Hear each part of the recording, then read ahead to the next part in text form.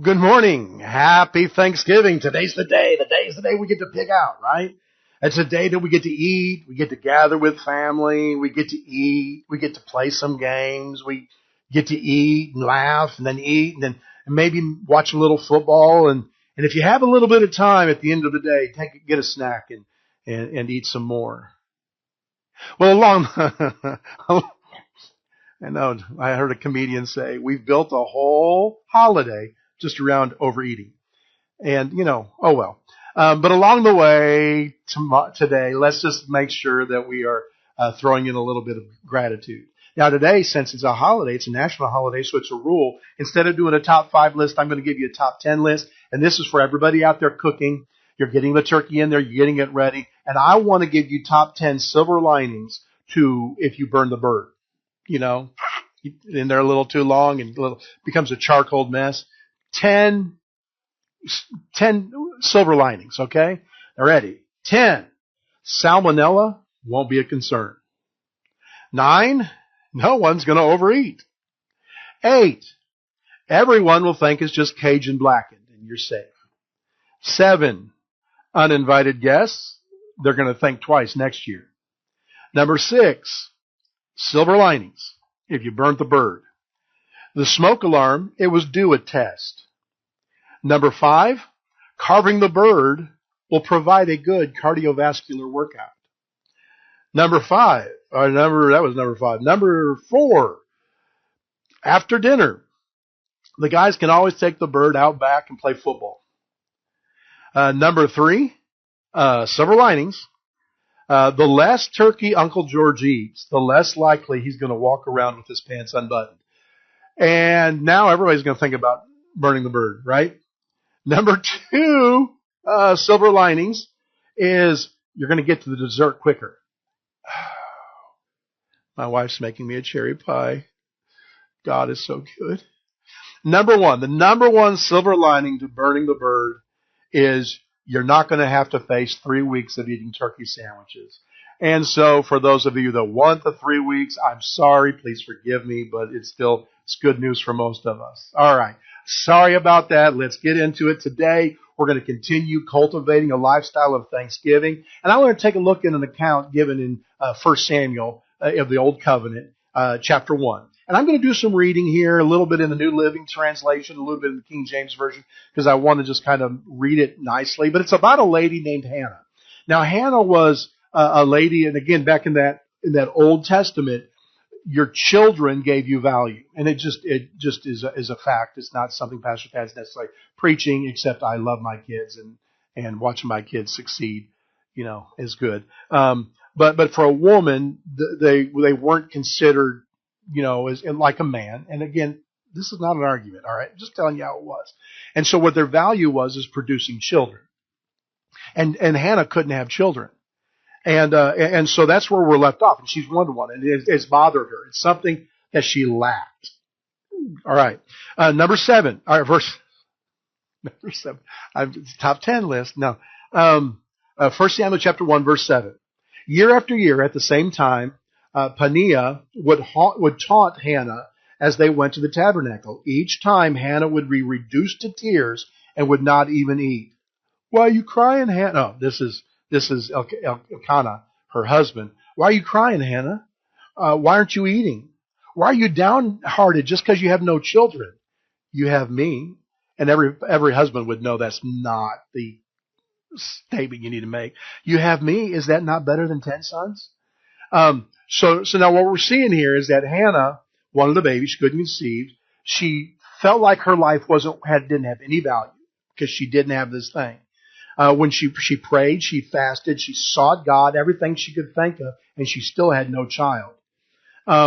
She was pretty ornery because her answer to her husband was like, no.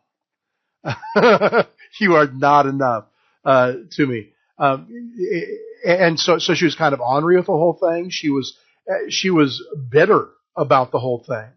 And it looked like she was never going to have a baby. Now again, the way she's handling this is tears and, heavy tears and dejection and depression and heaviness and bawling.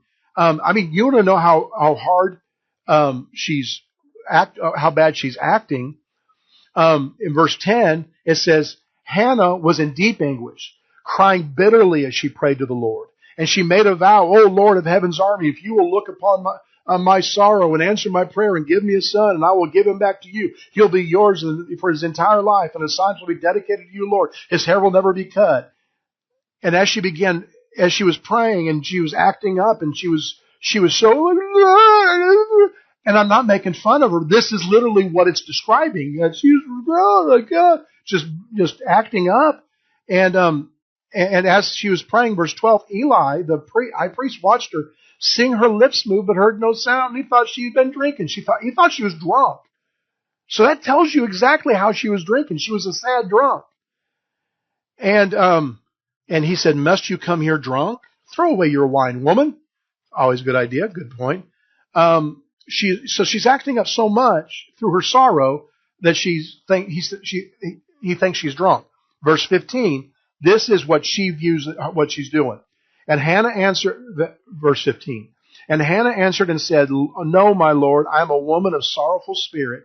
I have drunk neither wine nor strong drink, but have poured out my soul before the Lord.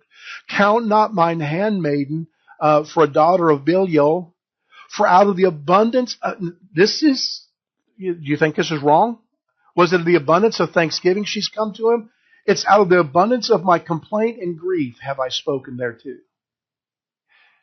She wasn't full of faith and she wasn't full of thanksgiving and gratitude. She was full of complaints. And so she came to God year after year after year full of complaints. And let me ask you a question. What's it gotten for her? Nada. Nil. So Eli doesn't say, well then keep crying. He gives her this insight. Verse 17. Then Eli answered and said, go in peace, and the God of Israel grant thee thy petition that thou hast asked. Now I know some of y'all going, well, Pastor, that sounds like he's saying it's a good job. No. He's saying, get up, and go. Quit sitting here, quit complaining, and go take peace. Take shalom. Take peace with you. Go in peace. So he's literally correcting her, saying, quit this and go in peace. Get up, go in peace. And if you go in peace, you'll be granted that. She can sit and cry all she wants, but if she goes in peace. So she took him at his word. And in verse 18, notice this New Living Translation here. She says, thank you, sir. Thank you. Her countenance changed. She went back again and was eating again. She was no longer sad. The entire family went up, worshiped the Lord, went home. But the Lord remembered her plea. Why? Because she went from the sorrow, the heaviness, the complaint to the peace and the thank you. Thank you for the word. That's what she said to Eli. Thank you for the word. And in 1 year's time, she was back there with a son. She had a son. She had been acting this complaint for years, but in the year that she chose to give thanks and be thankful and to go in peace, everything changed. Thanksgiving increased her capacity to receive what she lacked, what she was believing for. Instead of being miserable and complaining, she gave thanks, and it changed her whole direction of life. Does it seem like there's some things in your life that are lacking? Some blessings that are lacking? Some of the goodness of God that you know is supposed to be yours that are lacking? How are you dealing with it? Are you complaining? Are you offering up God your prayer and complaint, or your prayer with thanksgiving? Are you thanking Him for the more than enough? El Shaddai, the God of more than enough. So as we're headed to our Thanksgiving celebrations, families and friends, let's make it our goal to focus on Thanksgiving today. Let everybody that you come across know how thankful you are for them. Be grateful for the food on the table, even sweet potatoes, carrots, and cranberry sauce. Somebody likes them. It's not Pastor Thad, but somebody likes them. Give thanks for all those quirks of all the family members. Drive you a little bit nuts, but give thanks for those quirks. refuse to complain about the weather, the traffic, or the crowds tomorrow. Amen. Set your focus. Don't come to God with complaint. Come to God with thanksgiving. I love you guys. Go with God. Have a great day today. Happy Thanksgiving. And remember, your pastor loves you. God bless.